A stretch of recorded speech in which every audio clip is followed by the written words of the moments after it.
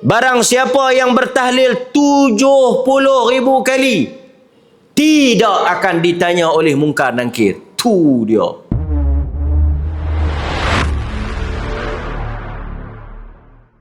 Abdullah bin Umar ni bukan lagu kita. Pantang tengah hadis celapak buat. Mana atau siapa atau barang sesiapa yang bertahlil 70,000 kali. La ilaha illallah, la ilaha illallah. 70,000 kali. Apa fadilat dia?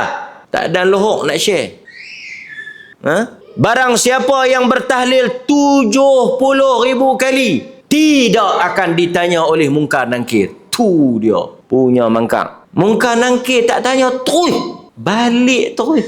Hari tu kira off duty. Awak nak tanya apa? Dia baca tahlil 70,000 kali.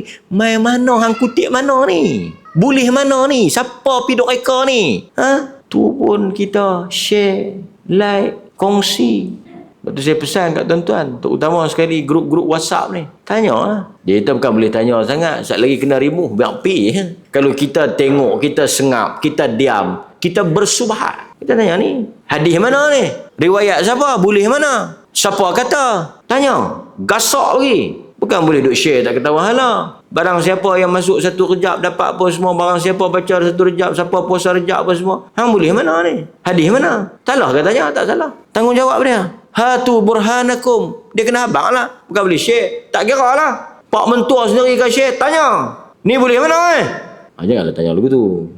Mohonkan anak hambamu ini bertanya, daripada mana ayahanda mertua mendapat akan riwayat ini? Kalau boleh disemak dahulu. Nampak pelik sangat ni. Tanya elok-elok. Tapi kena tanya.